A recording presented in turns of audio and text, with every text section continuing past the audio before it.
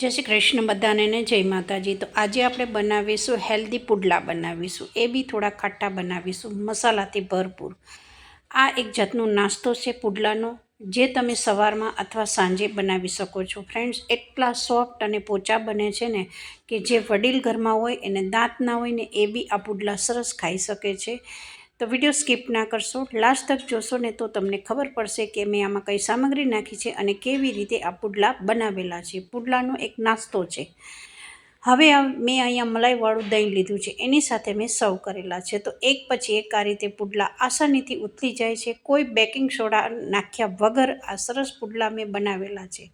લગભગ 2 સેકન્ડ તમે ઢાંકીને રાખશો ને તો લગભગ તમે 10 મિનિટમાં 8 થી 10 પુડલા તમે ઉતારી શકો છો। હવે અહીંયા મેં 1 વાટકી જેટલો ઝીણો રોટલીનો લોટ ઘઉંનો લીધો છે, 1 ચમચીના ચોથા ભાગ જેટલો સોજી લીધું છે। હવે આ લીધી છે મેં ખાટી છાશ લીધી છે, 1 ચમચી મારે ઘઉંના લોટની સામે અને 1 ચમચી સોજીની સામે 2 વાટકી અહીંયા છાશ ગયેલી હતી, એટલું બેટર આપણે થીક રાખ્યું છે। બહુ પાણી જેવું નહીં અને બહુ ઢીલું નહીં, એ ટાઈપનું આપણે બેટરને રાખેલું છે।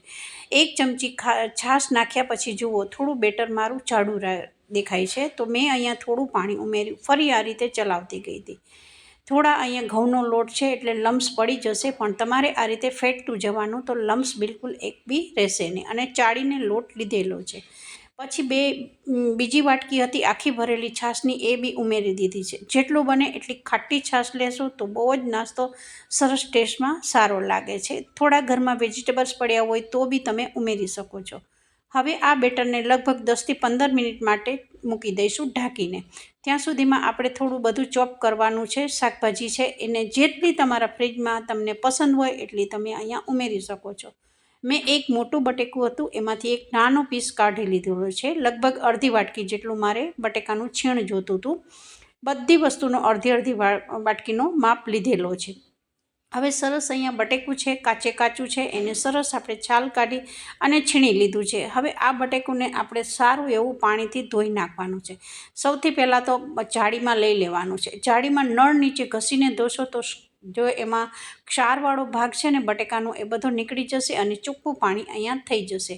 ત્યાર પછી મેં અહીંયા થોડું ફુલાવર લીધું છે, ફુલાવર બી એકદમ ચોખ્ખું કરી અને ધોઈને લીધેલું છે, એને બી આ રીતે અડધી વાટકી જેટલું આપણે છીણી અને સાઈડમાં મૂકી દીધું છે। લગભગ 20 થી 25 મિનિટ થઈ હતી અને સરસ બેટર આપણું તૈયાર થઈ ગયું છે। હજુ અંદર થોડા લમ્સ છે, પણ એને આપણે ચલાવીશું એકદમ તો સરસ અહીંયા લમ્સ તૂટી જશે। ડુંગળી છે, લીલા મરચાં, ફુલાવર, ટામેટાં અને બટેકાનું છીણ, બસ આટલી સામગ્રી મેં લીધેલી છે। તમારા ઘરમાં જે પસંદ હોય એ તમે ઉમેરી શકો છો।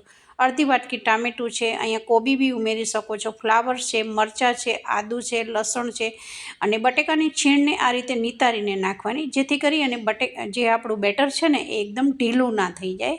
વધારે પડતું પાણી નીકાળી અને પછી જ અહીંયા તમારે મસાલા કરવાના। સ્વાદ અનુસાર મીઠું નાખ્યું છે, 1 ચમચી લાલ મરચું, અડધી ચમચી ધાણા જીરું, 5 ચમચી હળદર નાખી છે। બસ આટલા આપણે મસાલા કરેલા છે। તમને અહીંયા વધારે કોઈ પણ ગરમ મસાલાની જરૂર પડે, ખટાશ નાખવી હોય તો બી તમે ઉમેરી શકો છો, કારણ કે ઓલરેડી ખટાશ માટે તો આપણે ખાટી છાશ લીધેલી છે। અહીંયા ગળપણનો ઉપયોગ મેં નથી કર્યો, કારણ કે આ એક સરસ સવારનો નાસ્તો છે।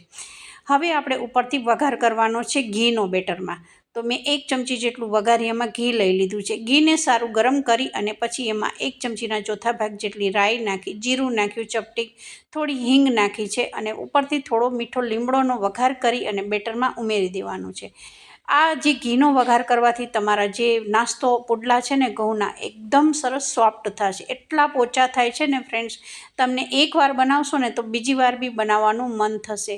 આ સવારમાં બ્રેકફાસ્ટ છે, જે તમે આ સામગ્રી બધું રાતે બેટર બનાવી અને બાઉલ ભરીને મૂકી શકો છો અને સવારે આ રીતે ગરમા ગરમ નાસ્તો તમે ઉતારી શકો છો। લાસ્ટમાં મેં આદું થોડું છીણીને ઉમેરેલું છે, કારણ કે આદું અને લસણ અને મરચાંનો ટેસ્ટ આ પુડલામાં બહુ જ સરસ આવે છે। પસંદ હોય તમારા ઘરના સભ્યને તો જરૂરથી ઉમેરી શકો છો। જો બાળકો માટે બનાવતા હો તો તમારે મરચું અને આદુને, લીલા મરચાંને સ્કીપ કરી દેવાના, કારણ કે છોકરાઓ લીલા મરચાં ઓછા ખાતા હોય છે।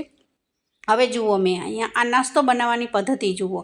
લગભગ અડધી ચમચી જ મેં તેલ ઉમેરેલું છે. એમાં થોડા જ મેં તલના દાણા ઉમેરી દીધા છે. તલ થોડા એકદમ ચટકવા લાગે પછી આપણે બેટરને ઉમેરી દીધું છે. બેટર એવી રીતે ઉમેરવાનું કે જેથી કરી અને પુડલાનો શેપ સરસ અહીંયા આવી રહે. હવે જુઓ, એકદમ સરસ તમે ઢાંકીને લગભગ 2 સેકન્ડ મૂકશો ને તો પુડલા એકદમ આસાનીથી સરસ ઉથલાઈ જાય છે. આ એક જાતનો નાસ્તો છે. તમે પુડલા કહો તો પુડલા હેલ્ધી છે. આમાં કોઈ મેંદાનો ઉપયોગ નથી કર્યો, ફક્ત આપણે રોટલીનો ઘઉંનો લોટ છે એનો જ ઉપયોગ કરીને આપણે આ સરસ એક નાસ્તો બનાવેલો છે.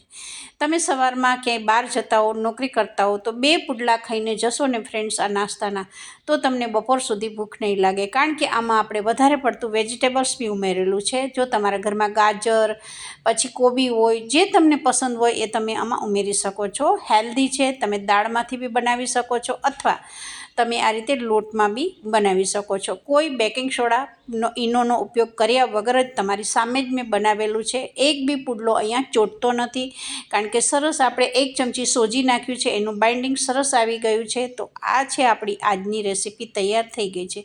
વિડીયો સારો લાગે તો એક લાઇક કરજો. વધારે વિડીયો પસંદ આવે તો વિધિ કિચનને સબસ્ક્રાઈબ કરી દેજો. સાંજના સમયે જુઓ, આટલી ગરમી પડે છે અને કંઈ રસોઈ કરવાનું મન ના થાય અને સિમ્પલ આવો નાસ્તો બનાવવાનું મન થાય તો જરૂરથી આ રેસીપીને ટ્રાય કરજો. ફક્ત આપણે બેટરને 10 મિનિટ રાખશો ને તો બી સરસ તમે 8થી 10 પુડલા આસાનીથી સાંજના સમયે બનાવી શકો છો. તો આજની રેસીપી આપણી સારી તૈયાર થઈ ગઈ છે. જુઓ, એકદમ જે પેન છે એમાંથી એકદમ સરસ નીકળી જાય છે. તો આ રીતે તમે બી ઘરે એકવાર ટ્રાય કરી શકો છો. બહુ ઓછા તેલમાં, ઓછા મસાલા સાથે, એક મલાઈવાળા દહીં સાથે આપણે એક સરસ આ રેસીપીને ટ્રાય કરી છે. તો મારી રેસીપી તમને બધાને કેવી લાગી જરૂરથી કમેન્ટ કરીને જણાવજો. એકદમ સોફ્ટ રૂ જેવા આપણા પુડલા તૈયાર, ઘઉંના તૈયાર થઈ ગયા છે. એ બી વેજીટેબલ્સ છે. તો જુઓ, આ રીતે મલાઈવાળા દહીં સાથે આપણે આ રેસીપીને ખાઈ શકીએ છીએ. તો બધાને જય શ્રી કૃષ્ણ.